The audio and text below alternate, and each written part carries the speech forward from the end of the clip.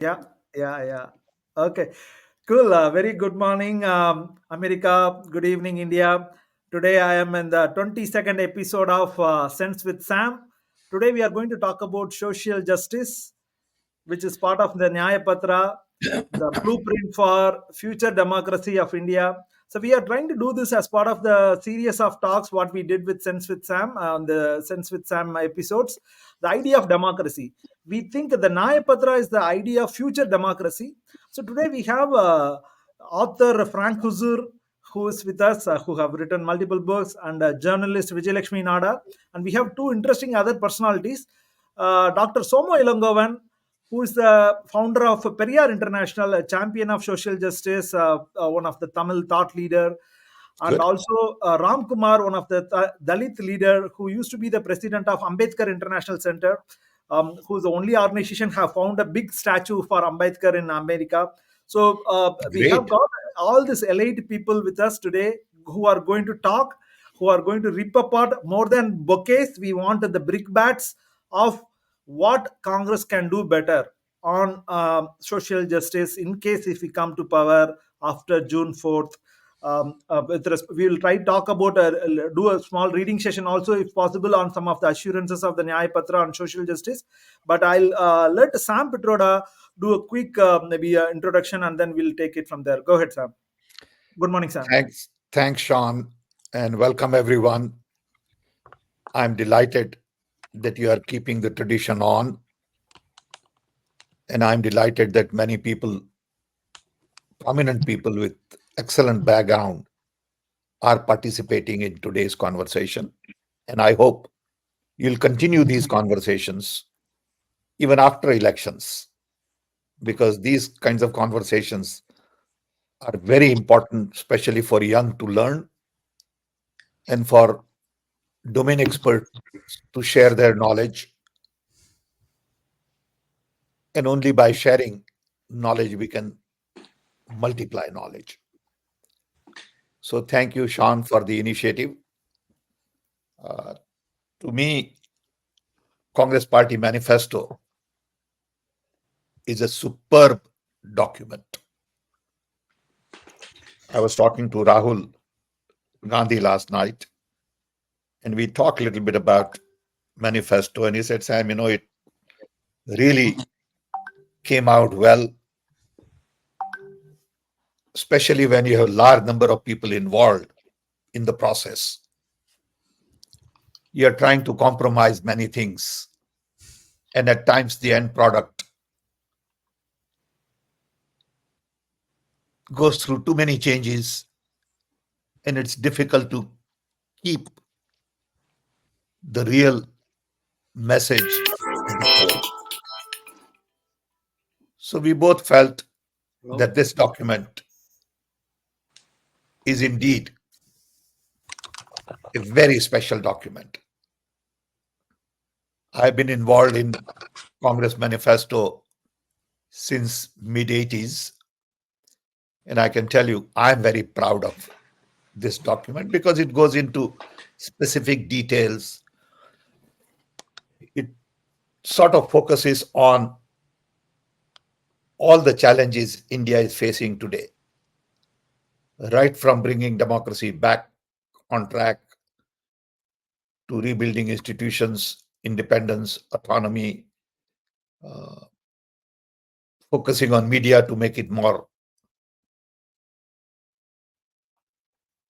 balanced, independent, which it is not today. I see it every day on national media, all kinds of comments. I mean, I've seen what media has gone through about Rahul Gandhi selecting a seat in Raebareli versus Amethi. The bottom line is it is a choice between the party, individual, and party people.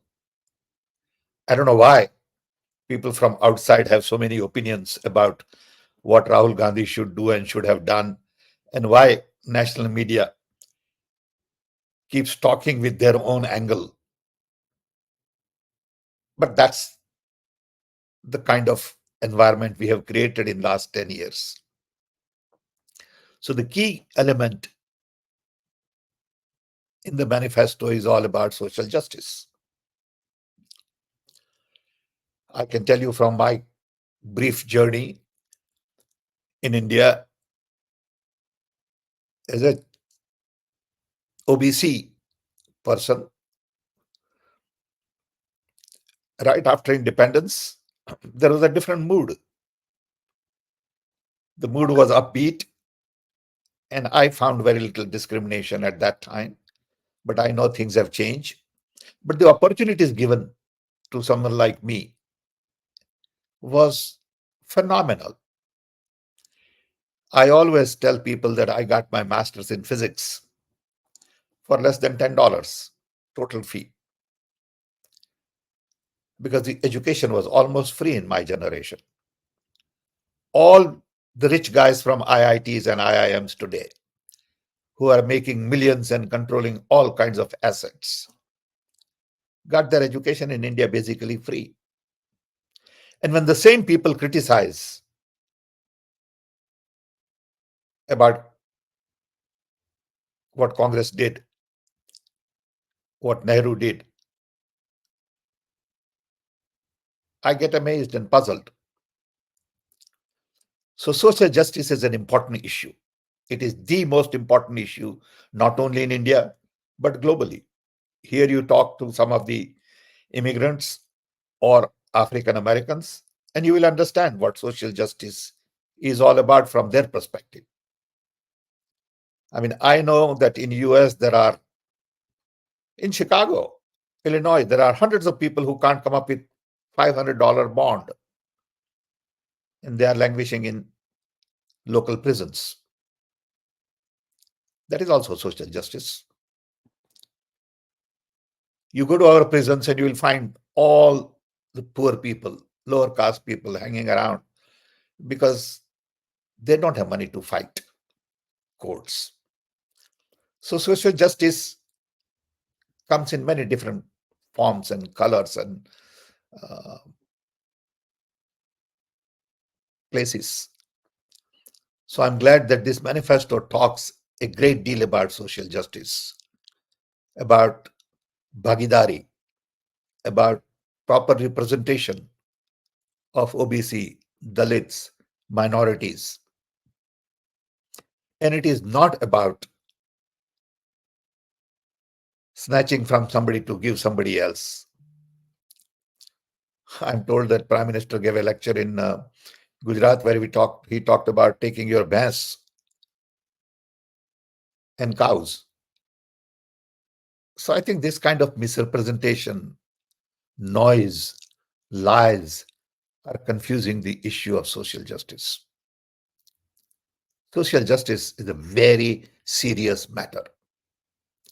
Ask people who have been done injustice, and they will tell you.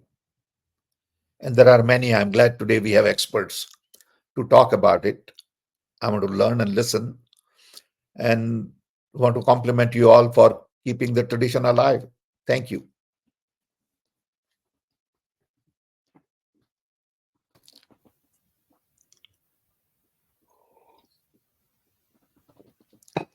Thank you. I can't hear you guys. Oh, okay. Sorry. Okay. Thanks, Sam, and thanks for the introduction and context. And we will have all of these speakers talk about social justice. Virender, I will come back to you maybe at the before maybe middle to talk about hear your viewpoints on a Congress perspective on social justice, what we are offering for scheduled caste, scheduled tribe, caste census, etc. Maybe even I can start with you where we can give at least 2 minutes of brief on the our assurances. Priyamada, maybe I will also come to questions. More than questions, we thought we'll have a discussion, as Sam said.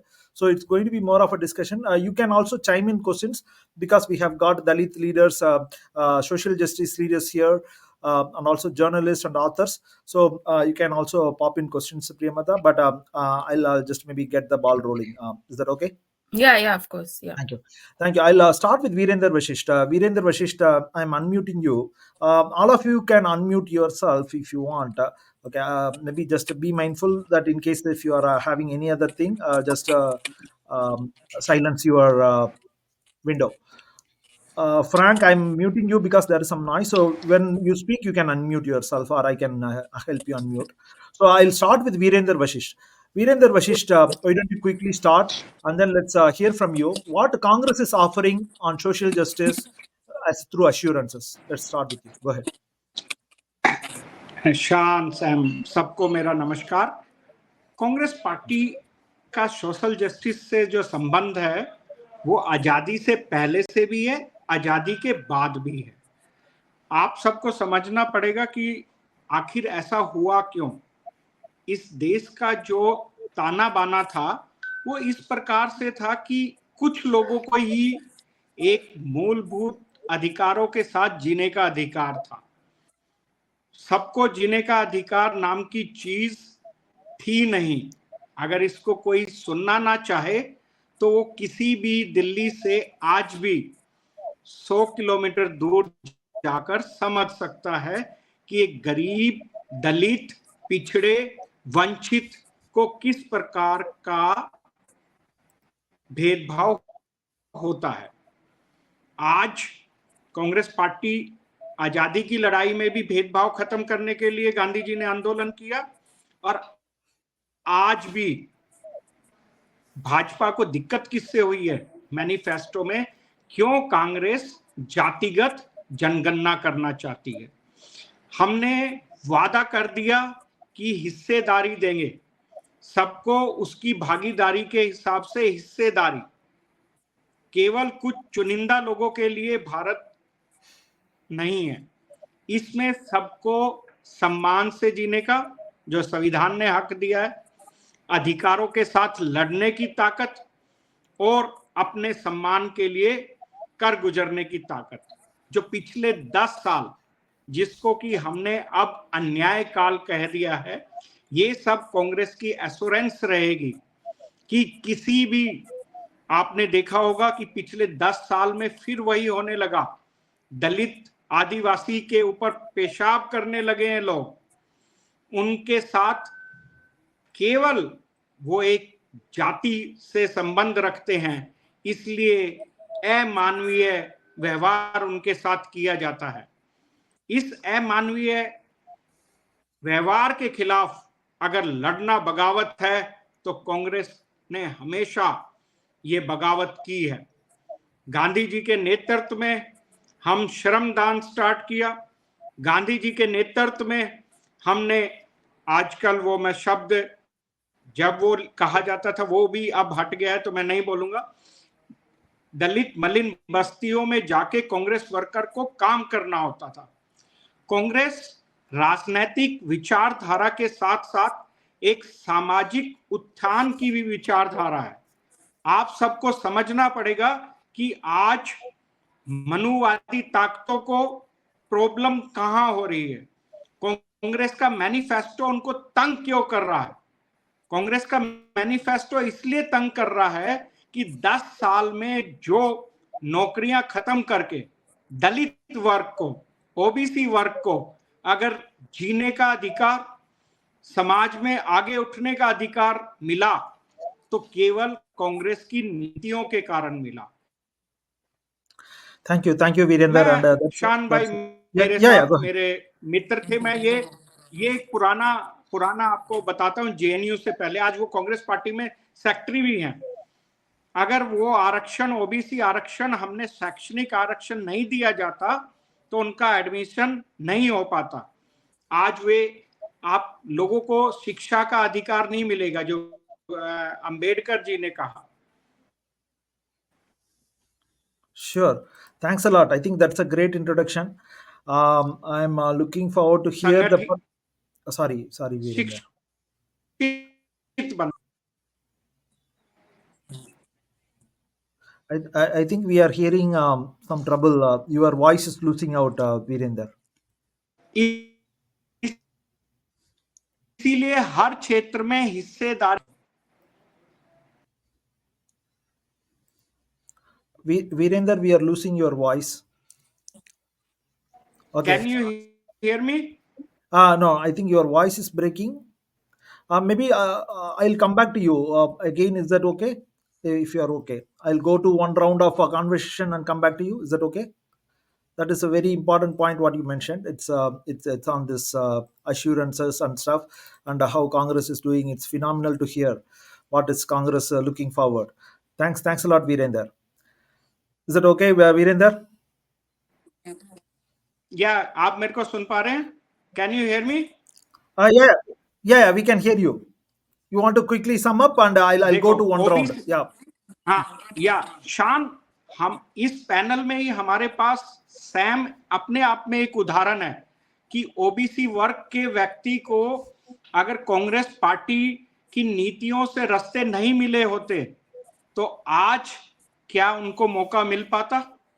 गरीबी और किस प्रकार का भेदभाव होता है उसका experience सब लोगों को है, फिर भी लोग छुपाना चाहते हैं।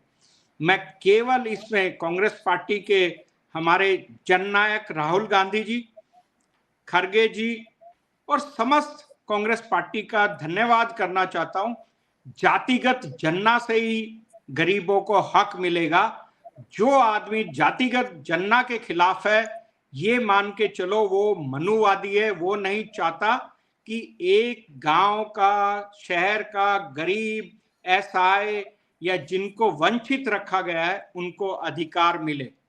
इसीलिए कांग्रेस ने जातिगत जनना, हर चीज में एश्योरेंस, शैक्षणिक हर चीज की एश्योरेंस मिलेगी। नौकरी, बीजेपी सरकार ने सरकारी नौकरियों को खत्म करने का केवल टारगेट क्यों है? केवल एससी, एसटी और ओबीसी के वर्ग के लोगों को हिस्सेदारी ना मिल पाए। तो कांग्रेस पार्टी ने इस बार, आप पूरा चुनाव देखो, केवल हमारे मैनिफेस्टो की ही चर्चा है, क्योंकि बीजेपी ने खुद तो कुछ किया ही नहीं है। नरेंद्र मोदी ने खुद कुछ नहीं किया है। इसलिए ये एश्योरेंस के साथ आप सब पैनल में बहुत अच्छे, ऑल आर गुड लीडर्स, तो आप लोग फैसला करें। जय हिंद, जय Bharat. Thank you, Jai Bhim. So I'll start with, in fact, with Ram Kumar, who is a Dalit leader, who was the president of Ambedkar International Center. I think you are unmuted, Ram Kumar. So I want to hear your perspectives on caste census, and also, what are you thinking? What do you think Congress is bringing to the table? What has happened over the past 10 years as a Dalit leader? And also, I want you to tell about how you know Sam. Also, your small bit of the CDOT history. Go ahead.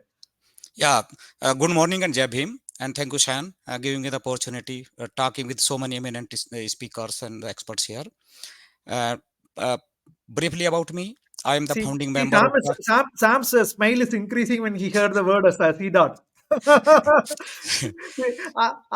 They are trying to remove his name from the CDOT's history. No, I think nobody will accept that one, because that was the dream job. I frankly speaking, I owe to that institute CDOT, where everyone who joined CDOT, basically who could not join, they were dreaming, gosh, we could have joined it. And when we joined, all of our new engineers just wanted to see that if we can see Sam once in the office, they are, man, our career ambition is fulfilled. That was the craze at the time. And I really owe my career to him, because that was the place where I started. I ended up in the US there.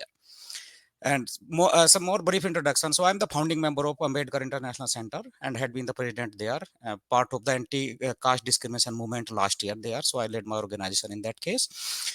And in personal career, as you might have heard, I am in the technology sector here, living in the US for a long time. And I highly agree what Sam Saab said in the in the beginning of the talk there. I echo to every word there, that at that time, a person like me living in a remote village of Western UP, who could not afford a good bicycle to go to the school, the high school was 10, 11 kilometers away, who could come to, go to the higher education institutions like the IIT and work in the premier institutions in the US. It was all because of the education system, which was easily available and affordable. And that was not just, some miracle there. It was the planned policy of the former government and the leaders there. And I think we all owe to that one. I see my relatives, my friends there in India right now, a big number of the youths wandering jobless and no hope. And after that, if we talk that, hey, just go to the higher education, maybe you get another degree, there's chance you may get some job there, but they say who will pay for the degree there, we cannot afford it. And that is the sad bitter reality. And this thing, when we go to the deeper level for the social justice there, and when I saw that Rahul Gandhi ji talking about the caste census, I highly admired, because that is the root cause. Caste is the root cause of what kind of disparity, exploitation, extreme poverty, bias justice we see there, and we cannot ignore. If there is a serious problem somewhere, ignoring that is basically hypocrisy. We have to talk it, find the ways there. And if there is a data, let this data come out, how the governments wants to tackle this is the next step there. At least first be ready, and that is the step we really appreciate. And I think every social justice loving person should agree that, hey, the extreme poverty, denial of the justice there, education, infant mortality, rape, or any kind of the severe problems associated to the caste there, and you cannot ignore it. That is the reality. Talking big words like Vasudhaiv Kutumbakam, to the outsider, that hey, we welcome everybody like a family, we are open heart, the big heart people. No, but have you ever seen inside the family how you are treating your own family member, your own people, like based on the caste? And that is the bitter truth there. And when we talk the caste census, was long due, and finally it is being talked there. And we hope it is not just the election thing, it is really implemented, because every day we will see there, especially when we talk about the Dalits there, the the social media news there, because the main stream channels, I think they are busy in talking some propaganda things there. Every day there are multiple news, either some Dalit woman, some poor lady raped there, some child killed because of something. And just today morning I got some message from another channel there, that in Maharashtra some youth was dancing on the stage there, and he was Dalit, and because being a Dalit he was beaten naked and he committed suicide because of that. Recent news I just saw this morning there. Every day we see this news. And why? Because there is something, the evil caste associated with them. And this, the Rohit Vemula case, we can see there the justice was denied because they started misguiding whether he was a OBC, whether he was a Dalit. Hey, the young, brilliant youth, he was murdered, systematically murdered. And then you are diverting this based on the caste. So let this caste census be done. Find out, the hit the root cause, and that is the caste. And that is thing, I think that is the right, the direction. Now, whatever happened in the past, I don't care whether caste started 100 years ago, 1000, it's not, but what is it is at the present and where we are going right now. Unless we tackle this problem, we cannot talk about the social equity, social justice, because it is linked to this evil that is called caste there, and that's Thank where you. it will never go away. Thank Yeah. you, Rama. Thank you. We will come back to you again. I think it's a great journey. What you started in back in India in CDOT, and now you are here. Continue championing social justice, even associating yourself with Ambedkar International Center, and founding the biggest statue for Ambedkar in the country, America. The place where he studied and tried building the constitution, or the which is the blueprint of the country, which has guided the country, entire country, for past maybe eight decades. It's phenomenal. I'm very happy. We'll come back to you next. I'm going to go to Dr. Soma Ilongovan. Sam, you want to say a quick hi about some C dot stuff? Okay, okay. Thank you. Okay, I'll go to now with Hello, Dr. hello Soma. everybody. Thank you very Yeah, much. Thank you, yeah. Soma Sean, and Ilongovan. thank you, Sam Yeah, Pitroda. Really one, appreciate one, that.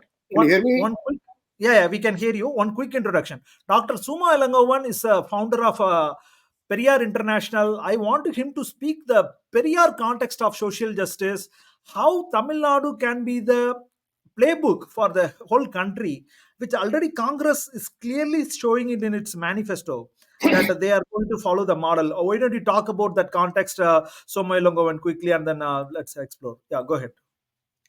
Thank you. Thank you very much. First, I have to appreciate what you are doing. It is the silence of the majority that is very important. I'm glad you are waking up the silent majority with this forum. It is our duty and responsibility to awaken them and tell them to take their responsibility on their shoulder and do some social work. That is very important. I'm glad you are doing it.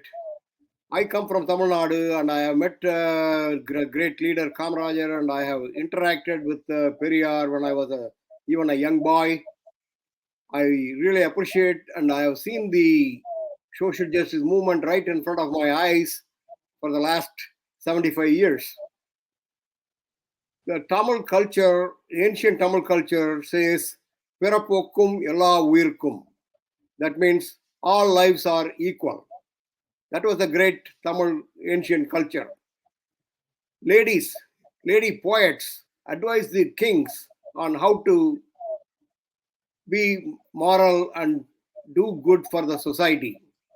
That was the society. And then it turned upside down and it became so bad, social justice was not seen anywhere. It was injustice to the core. So 100 years ago, people who were educated in England, Bharat law and doctors and all that, they came back and they saw the status of Tamil Nadu and they all woke up. And then they started a movement for the education of the backward and other downtrodden people. Even the highly educated, even high caste Tamilians could not perform their doctors, their legal business because they were really not allowed. To get into a medical school in Tamil Nadu those days, you had to learn Sanskrit. If you don't know Sanskrit, you cannot go into medical school. That was the status. So this was all fought one by one, but tooth and nail. Every step took so many protests and movements. There were great leaders like T.M. Nair, Sareti Panneerselvam, they're all educated in England. And a great leader, Periyar. All his great education was up to the 4th grade. He says that his 4th grade graduation was written in the St. George Gazette in those days. At that stage, he could get any job like a village officer or anything like that. So he looked at his life right in front of his eyes. He saw the discrimination. And with the Justice Party leaders, he learned a lot, but he was working for the Congress. And in the Congress, the caste discrimination was so much, he tried to fight against it inside the Congress. But after several trials, he told them he will destroy the Congress and he will bring social justice as the walk of life in Tamil Nadu. And he did it in his own lifetime. That's the greatest achievement that we have to be proud of. But everything required so many protests. So many people went to jail. So many people lost their life. So we have to understand. Now we are living comfortably in the air conditioned and cushions and all that. We are not willing to sweat a little bit. That's where we really have to focus. Social justice did not come easy. And what we are fighting for is not going to come easy. So we have to work on it. Yeah. Dr. Suma, I have one question. How are you seeing this past 10 years of governance of Narendra Modi with respect to social justice? As a Tamil reformist, I want to hear your thought process. And what do you think Congress is bringing to the table, and Rahul Gandhi, maybe in case if he becomes the Prime Minister of India? What do you think will happen? Okay, that I'm coming to that. See, the Tamil social justice movement came and people from all walks of life were able to study. The great Kamaraj made the study and a lot of medical colleges, engineering colleges, and now you go every village, there are people in Australia, America, everywhere. So that all happened. And now they brought the NEET. With the NEET, the rural people could not afford to take the coaching and could not get into medical schools. So they destroyed, and they want to bring an educational system that is totally foreign to the Tamil culture. So they destroyed the education. So the admission rate has gone down so bad in the rural areas. Now I see I'm living in Cary, North Carolina. Here I see every village represented in Tamil Nadu. Doctors, engineers, and all that. In the last 10 years, the education system in Tamil Nadu has been so overcome by the central government policies of Modi government. The education has become so difficult. Now only the elite who can go to coaching schools can study and become doctors and engineers and all that. That is the problem now. So this social justice has been turned upside down, through the central government projects and central government things, and the Tamil Nadu government is fighting very hard to overcome all that and make it again a representative form of education and employment. The Congress manifesto, I want to emphasize two things. When Mohandas Karamchand Gandhi came back to India from South Africa, Gokhale, his mentor, told him to go to the villages to learn about India. Now Rahul Gandhi has walked all over and he has learned what India really is, and he has seen the social injustice in every part, everywhere. Now he is fighting. The last 10 years have been ruinous, destroyed. The arrogance, the killing of the democracy has destroyed everything that the Congress built in those days. Now we have to start again. The Congress manifesto has come so good that we have to work with them and make it a success in our lifetime and see the growth happen in the rural areas and the downtrodden and bring social justice as the way of life. Thank you.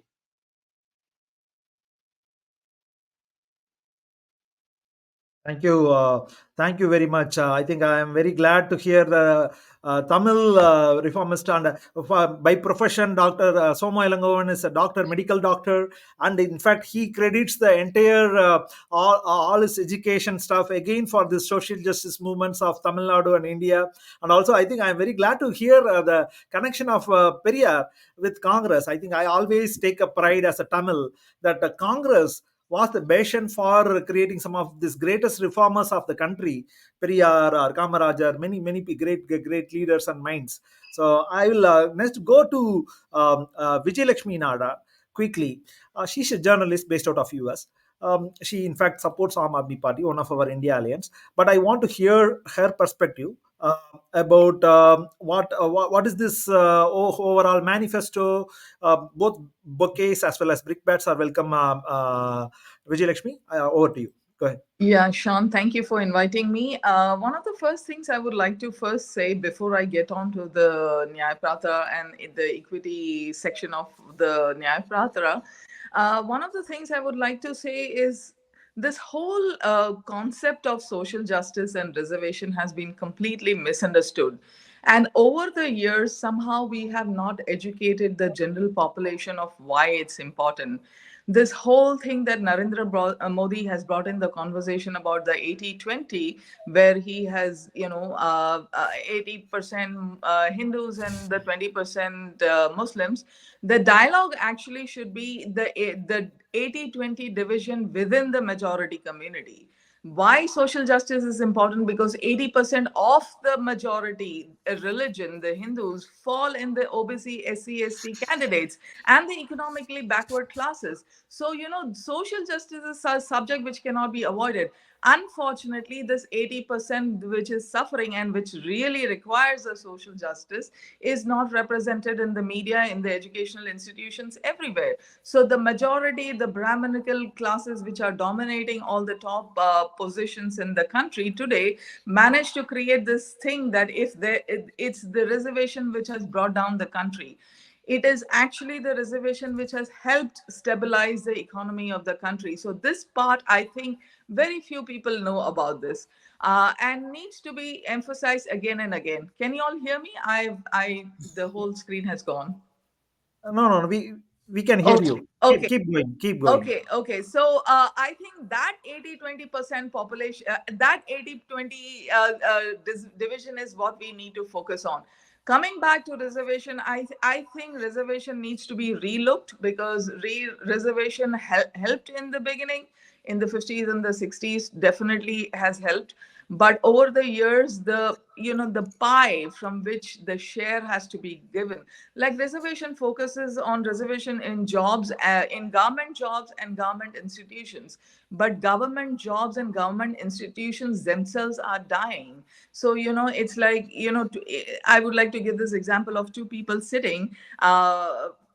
totally hungry. There's two group of people sitting. One person receives a full roti, but the other person, the kitchen is completely over. He doesn't have roti, so somebody is trying to break the roti from one plate and giving it to the other person. So that's how reservation has become now. So instead of increasing the number of jobs, increasing the number of educational institutions, so that nobody suffers, neither that 20% Brahminical caste or the 80% OBC section, nobody suffers.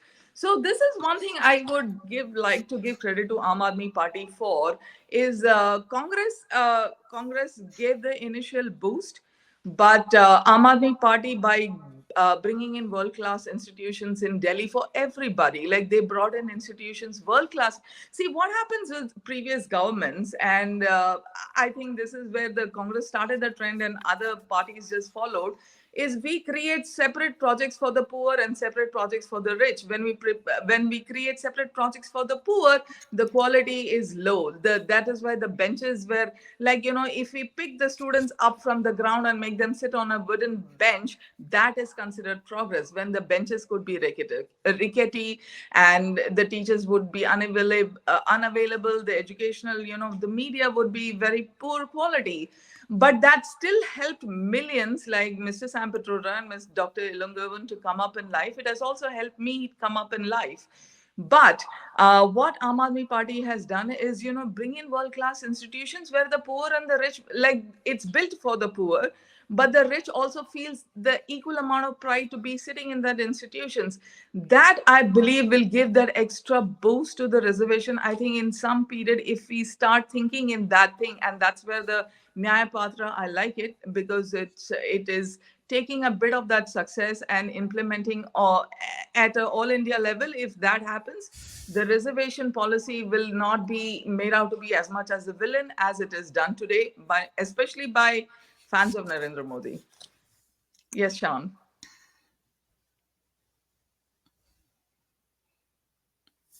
Sean, your mic.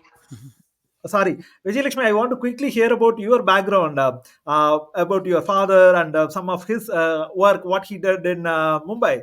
I want to quickly hear, maybe just 1 minute. Just go ahead. Yes, okay. Doctor, my father came to Mumbai when he was just 16. The movie Kala is based on his life.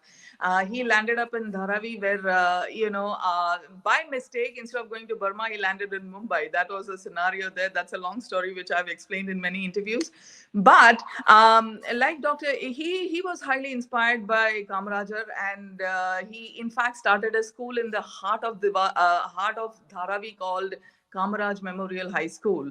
So, he provided opportunities again, because he was a born and brought up congressman. He was a congressman all his life for 40, 45, 50 years. He believed that He uneducated. named you as Vijay Lakshmi. Yes. So, yeah, that's why my name is Vijay Lakshmi, because he was so inspired by the Nehru family. My brother is Jawahar. We both are journalists. So, that's a long story. And then he was so inspired by Kamarajar that he started this school in the heart of Dharavi for people who had fled from Tirunelveli district, people who are very poor, from Salem district, from Tamil Nadu, all this Tamil population which landed in Dharavi looking for opportunities. My father provided them residence. He provided them a means of living. He also built the school, because the two schools outside Dharavi were in the Sion area, SIES and SIWS, South Indian Education Society and South Indian Welfare Society. So they both were dominated by Brahmins, where they would not allow these poor Tamilians to enter those schools. So my father started this Dharavi school from scratch. That place was actually used to brew illicit liquor. So he captured that land, literally stuck just 4 pieces of wood, and this is my school. He gave opportunities to poor girls who were sitting at home, who were educated in Tamil Nadu, but they did not have employment opportunities in Mumbai because they could not speak either English fluently or Hindi. They couldn't speak Hindi at all. So he made them the first school teachers, and that's how the school has grown. Now I'm very happy to say it's a high school. It provides education, and through that school, many are all over the world. And when the movie Kahala was released, many people reached out to me and say, like, if it had not been for that school, we would not have got we would not be doing so well in life. Okay, From good. Dharavi. I think Sam missed that part. Maybe Vijay Lakshmi's father. Yeah, Vijay Lakshmi's father has founded schools and did a lot of things in Dharavi ages ago, Sam. And he was a congressman. He named Vijay Lakshmi because of Jawahar, and his name, her brother's name is Jawahar, inspiring from Congress There is ideals. one incident I would like to share. In the early 1970s, Dharavi was a notorious place where even the police didn't have much control. So it's my father who ensured that Indira Gandhi had a safe, rally in that area.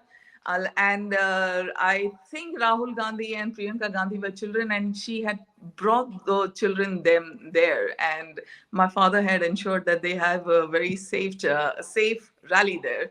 Yeah. So I wish I knew more about the incident, but I myself was a child then. So No, but I am very glad to hear about the even Aam Aadmi perspective. What you said, I think, what are the different ways you guys tried doing some of the social justice. That's a very nice thing to hear. Now I'll go to Frank Huzur, and then Frank, what are your perspectives about this manifesto, Nyaya Patra, and social justice? Thank you very much, San, and it's my pleasure and honor again to be here on the show. And again, I would say it's a pleasure to hear Sam Pitroda, sir, along with the eminent panel this evening. I must say, Congress manifesto has become the talking point across the country, and with social justice as the template of the Nyaya Patra, it has rattled the BJP, the ruling party. They are clueless with regard to promise in the manifesto for the OBCs and SC representation. And only out of their cluelessness, they started reacting to it in most outrageous manner. From Musalman to Mangal Sut, we all have been hearing how Prime Minister went into overdrive to confuse the entire nation. So this main template of caste census in the Congress manifesto, we must say this is the heart and soul of the manifesto. And in the 138 years of the history of Indian National Congress, the Grand Old Party, never before, everyone is talking about this. The way mentor like Sam Pitroda sir has walked with much sensitivity, and the way Rahul Gandhi has evolved, the way his transformation has come out in the public, this is mind-blowing. It has created a wave of hope in the OBC community, in the SC community, in the ST community. Precisely, we can say the 90% of Indian populace today is looking forward to seeing, a massive transformation. The social justice phenomena we have been witnessing over the past 40 years, especially in the Mandalite political era. So this is going to be a game changer in these elections. Game changer. I have one question. You authored the biography of Mulayam Singh Yadav. So you must have learned a lot about Mandal Commission and bunch of things. What are your thinking that where Congress can go further? Personally, I see we have delivered 10x worth of impact, even by saying what we will do with the help of 23 assurances in the Nyaya Patra on the social justice equity aspect.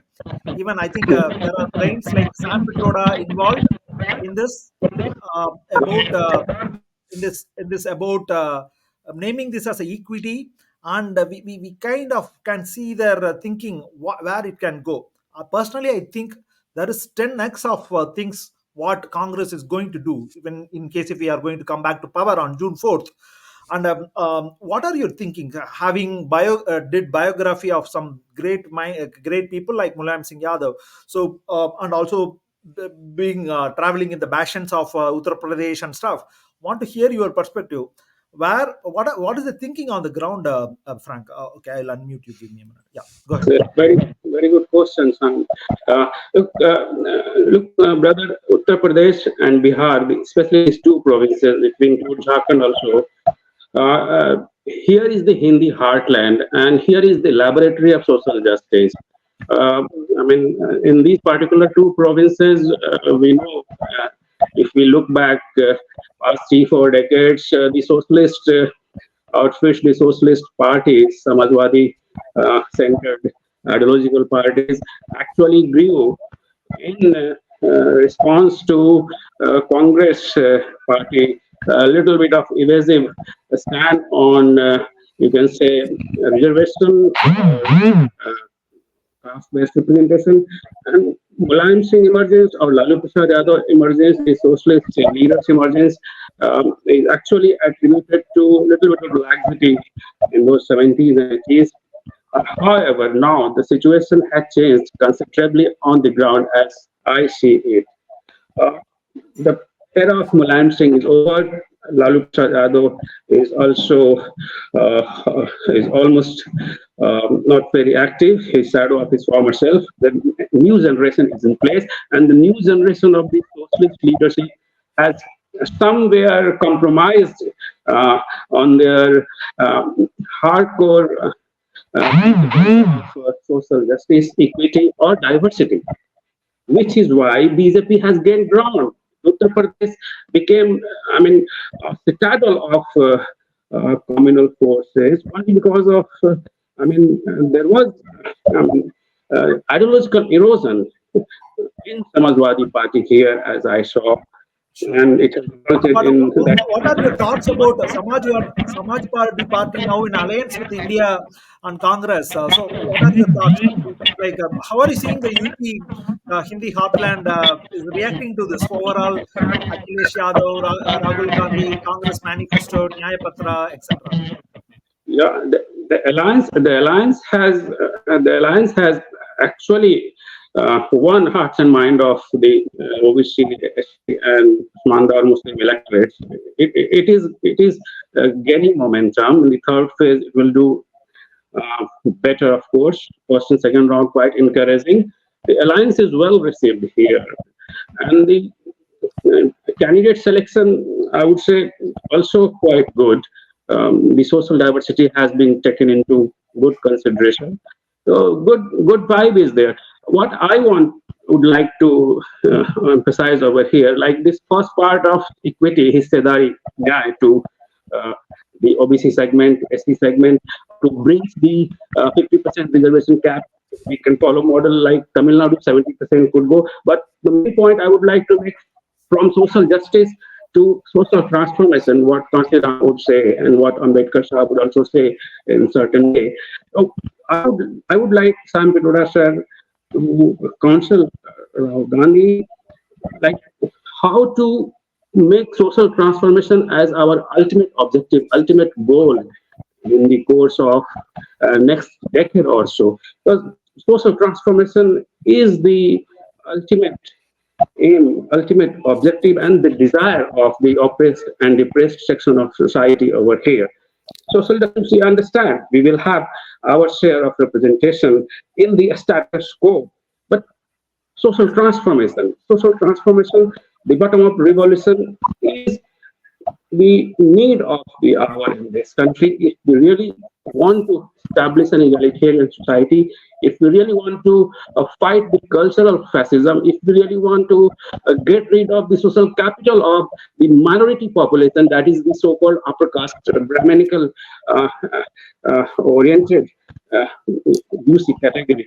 So social transformation, I would like the Grand Old Party to make its premier objective and make it like educate the common people as well.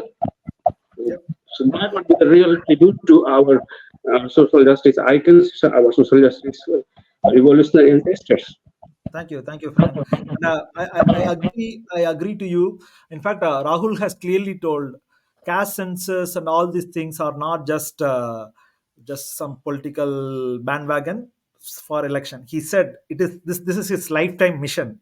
I strongly believe. In fact, even though I have been writing against Narendra Modi and fascism and stuff since 2015, I saw this transformation during Bharat Jodo Yatra. He started empathizing with people, and as Dr. Somayalangovan pointed, I think, how Mahatma Gandhi traveled across the country and saw this thing before even he became that champion of independence movement. He traveled across the country and saw the things.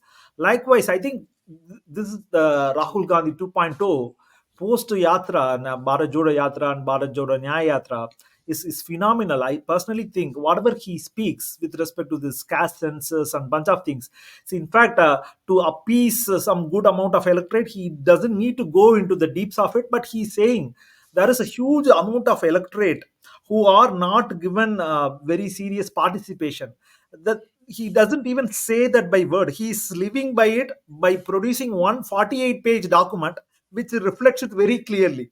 The very manifesto 48-page document, the very first section after the forward, 23 assurances is on equity and social justice is the very first section. They are not talking about anything else. This is the very first section. He's saying these are the 23 things I am going to do as my day one job in case if I become the prime minister. He is not saying it. His document is saying that. So I personally believe, even when he came to California, I think in one dinner with a community diaspora, Indian diaspora, I think when people were asking, a bunch of our Dalit leaders were asking, what is his thoughts? He very clearly quoted about the same thing, the same fact which he spoke in the parliament. How come there are this 93 chief secretaries or whatever this 90 chief secretaries of this government of India, out of which there is not even single zero participation of scheduled caste, scheduled tribe, and all these things, right? Some of the fact and statistics he showed, and even OBCs. So how come there can be domination of one particular caste and elite, and which is deploying the money for the country? I think he spoke long ago. I think even a year before even he started speaking on the roads and in the parliament, right? When he came to California here. So I think whatever single word he speak, I think I strongly believe. And I think when he came to California, I literally told he's a living Buddha. I think because he follows some bit of Dhamma and things. And I don't know, I may be taken for a ride if I make this statement, but I don't have any hesitation, because the country is going to see, in case if they are giving the opportunity to Rahul Gandhi, he is the living Ambedkar. He will make the change what all of us are looking forward for the country, is what my belief is. Anyway, I'll go to quickly to Priyamata to hear her perspective as a young leader. Go ahead, Priyamata. You can unmute yourself. You can talk about what you think on this whole thing. Yeah, go ahead, Priyamata. Thank you, Sean, and thank you, esteemed panel, for having me here. Hello to sir. Mike, like I believe that the Congress has been in the current manifesto. It is like a breakthrough with the social justice, what they have done with equity, and Congress has been the champion of social justice for the past years, but nobody took it seriously. But because of PM's recent speech about Mangal Sutra, like snatching away Mangal Sutra and giving it to Muslims, everyone has now downloaded the Congress manifesto, and it's the highest downloaded manifesto like this year, like this elections. So it's a really a breakthrough for Congress party. But my question to all the esteemed panel is that in spite of all this, like with so much detail, if you go through the current manifesto, what Congress has done, like for the backward communities, the underprivileged, still we find that the issue of Ram Mandir 370, uh, this narrative still lingers in, if you see across the spectrum, you see that the benefits of this social justice is not actually reaching the actual people who need it. That is my experience, what I've come through social media. If you see their narrative, like BJP's narrative, it's always that, oh, they're going to snatch away your rights and giving it to the other people. So it's like always like we versus them. So people don't actually understand that until and unless you raise the bottom, you can't progress. Like India won't be able to progress and put itself on the world map if you don't lift everyone and you take them together. So this point of thing, people are failing to understand in our country.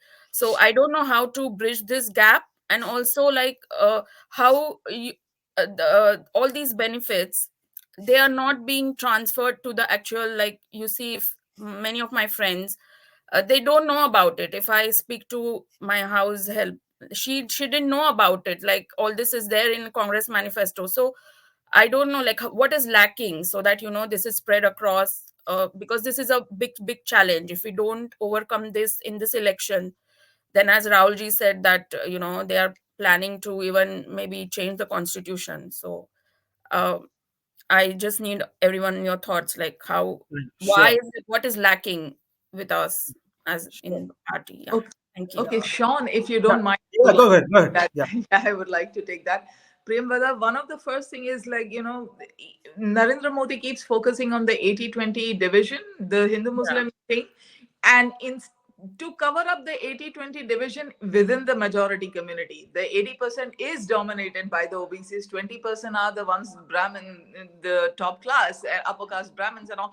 Now they are the ones who are governing the media. They are the ones who are the bureaucrats. They are the ones who have so they do not want reservation to be in place. One of the big failures I believe of reservation is because the pie that we are fighting is getting smaller and smaller. Instead of increasing many pies, instead of increasing the kitchen, we are taking the food away from people's plates, and that's why the majority, the Brahminical class, has been able to make reservation the villain of the whole piece.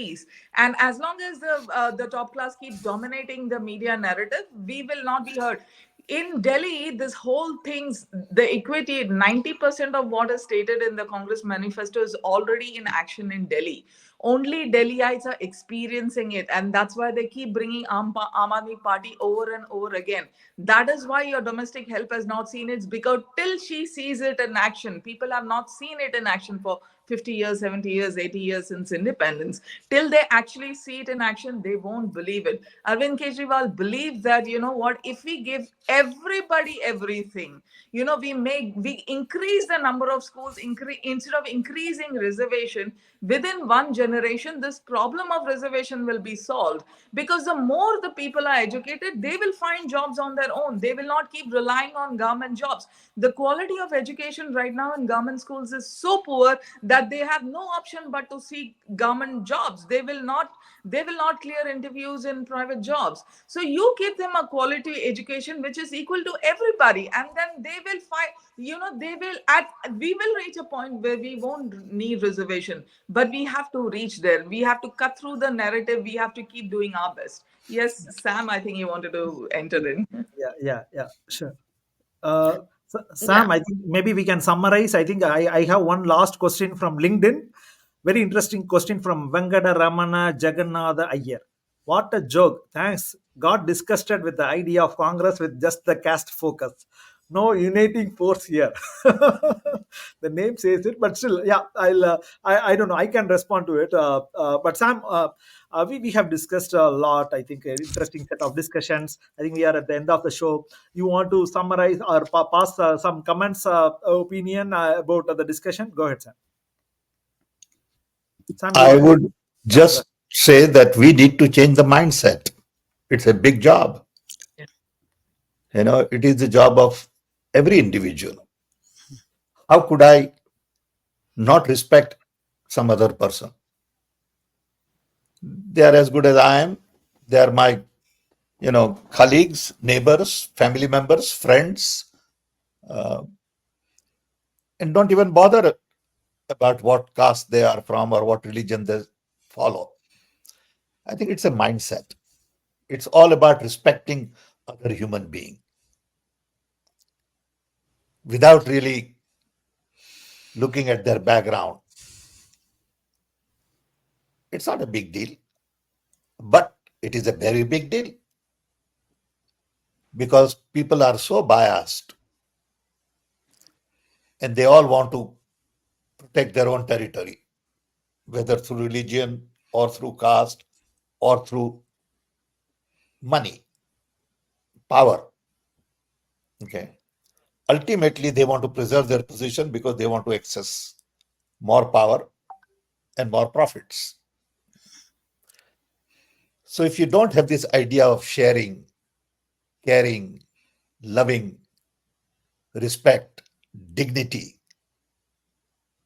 that Periyars of the world talked about in the past, it won't make a difference. No amount of regulation, no amount of facilities and investment would show up if we don't change minds of the people. Okay. Thank you, Sam. I think that's a great summary. I think we had a great discussion. I just want to maybe highlight few I points. would like to Yeah, yeah, address that yeah, Mr. yeah, sure. Iyer Yeah. in the group, because that Mr. Iyer is it is that category of people which is dominating the narrative on reservation today. Mr. Iyer also needs to be brought to the table and their issues addressed. That's the problem. Most of the Tamils in Tamil Nadu suffered because of the reservation policy. The upper caste people, of course, the low caste benefited, but the upper caste suffered because they think they didn't get the jobs which they deserve because of their education. My only answer is that, to that we need to increase the jobs and increase the schools, which we are not doing. As long as the upper caste sees that, okay, the scheduled caste is getting something a little extra, but it's not from my plate. I think we will have a successful reservation. I have a counter actually. I let Dr. Soma Ilangavan counter this narrative which has been built for so long that Brahmin spies were taken away. Maybe Dr. Soma Ilangavan, do you want to answer, respond They to were that? made to feel that way. It may not Yeah, have been yeah, taken, they correct, were correct. made to Not feel that true. way. Yeah. Soma, you want to? I like a question. I would like to ask a question to Sam Petroda. Go ahead, please. The IITs, all these guys making multi-millions, they use the affirmative action and the minority contract with the government to make money here, but they are laughing at us for asking our due share. What do you think about that? Hypocrisy. That is the problem. The guy who is asking a question is the biggest hypocrite. Let him look around and see who is he going to treat as a equal. Is he going to treat me as a equal, or his brother, or his cousin, or his friends? Would we treat him as equal? That is the problem. Social justice, all we are asking is, And also, guys, we are when equal. we talk, And yeah, and women, also you, when we me, talk about all are increasing the equal. pie, Get that in your mind and say we are equal and we don't have any problem, mister. Thank you. Good. but also the issue of increasing the pie is that those who are in power want bigger and bigger piece of the pie. Yeah. It's about sharing and caring. Whatever you have. Okay, we have seen it in the past. I mean, economy pie has increased. Where did it go? No, the Because the government guys jobs, in the power government want to jobs are take being bigger cut down. and bigger piece of the pie. The government jobs are being cut down and the government institutions are disappearing. So the reservation pie is reducing. So, where do you go? When the government jobs are reducing, both sides suffer. I But want it's to not just about government jobs. I think government job is a small piece of the puzzle. The puzzle is much bigger. Puzzle is more about community involvement. Puzzle is more about local development. Anyway, we can have a longer discussion. Longer discussion on that. In fact, Ram Kumar, you have any question for Sam? Quickly. No, so I just want to emphasize one more thing there. Like the person who said the caste, ask him that, hey, whether have you humiliated anyone in your life based on the caste, and just answer yourself rather than doing the show of your hypocrisy on the public forum. There, caste is the reality, and that this inequality, all crisis, in the Indian society is happening because of the caste. You cannot ignore. Ignoring a bitter truth, okay, is better. You just swallow it and let the people fix the problem there. And I just want to quickly summarize the Paramavada also, that what we should do there. So there are good things there, but you have to win the trust of the people, because whenever my friend or some relative ask me that, hey, where do we want to support, to whom we elect as the leaders there, I said, okay, see the Rahul Gandhi, now he's the new person, because when I listened him last year in the Santa Clara, my perspective has changed. He's very, very, like well informed person to the ground level there. But they ask, hey, during the last time also, Congress said that in the private sector, because when the jobs are disappearing, we don't own the land, nothing there. Where we do the job there, and Congress said they will be doing the reservation in the private sector. They did not do. So maybe this is the time that at the states where Congress is ruling, it starts showing some result to win the trust back there, because people need the Congress. That is the reality right now. They have tried many, many fragments and everywhere there, but again, somehow the trust is not there yet. At least in the states wherever there is a government, they should start showing some kind of result there. In That fact, is very I good. personally want to thank the entire Dalit community across the country. For example, Tol Tirumavalavan of Vidudalai Chirthigal in Tamil Nadu, and even Prakash Ambedkar of Maharashtra. I think all of them are just throwing themselves behind India Alliance and Rahul Gandhi and Congress is phenomenal. I think unheard of. I don't know how Congress will be paying back for this courtesy and then trust. Hopefully, I think we will win on June 4th, despite all this rigging and bunch of all this manipulation, both mind as well as the grassroots, what BJP is engaging with. But I will let Frank Huzur, do you have any questions? Go ahead. Sorry to bother, brother. Of course, Rahul Gandhi has become Nyay Odha today, and credit, of course, goes to mentor like Sam Pitroda, sir. I have a point to make, like reservation in private sector. This is the crying need of the hour, as Dr. Ram Kumar sir just said. This is on everyone's mind today, especially the aspirational segment of OBC and SC. And we have to look into it, sir, because the way government jobs have evaporated, disappeared massively, like almost close to 1 million jobs because of the sell-off of the national levels, PSUs. Reservation in private sector has to become the cornerstone of our social justice and diversity mission. A diversity commission is constituted post 4 June government formation. We have to give it a push. So this is my humble request. Thank you very much, sir. Yeah, thank you, Frank. In fact, I'll actually try to chime into that. I'll try to chime into that. Now itself, I'll make this disclaimer. Like how the entire right wing, starting from Prime Minister Narendra Modi, who's on the road, who is trying to spin each and every word of Sam Pitroda and people like us for their own narrative. Whatever we speak, I think they don't want to take the contest and they don't want to show the whole thing, and they are spinning off. Even the conversation right now, what we are talking, how can there be even equity and justice even in the private sector? They are going to spin it off. They are going to say, I'm going to call Narendra Modi. Hello, Modi, you are going to say this and speak this in your next campaign, saying that Congress is thinking about bringing equity and reservation for private sector, something like that. They are going to keep spinning the stories. We are not worried. People are trusting us. I think that is the reason there is a huge amount of trust and action in the ground, which is swelling. And I think everybody is appreciating that the wind is on our side. Let us continue, keep working, and then see how this rest things goes. Looking forward to talk to you guys in another show. Thank you. Thanks all for taking time out and joining. We have 400 people. Go ahead, Somay. I want to end with a positive note. We have come a long way. The future is social justice and humanism. Nobody can stand in front of us. The force will wash out those guys who are against us, and we should keep continuing our job and spread the message. Thank you all very much. Thanks, everybody. Looking forward to meet you guys with another topic next week. Thank you. Bye. Thank you.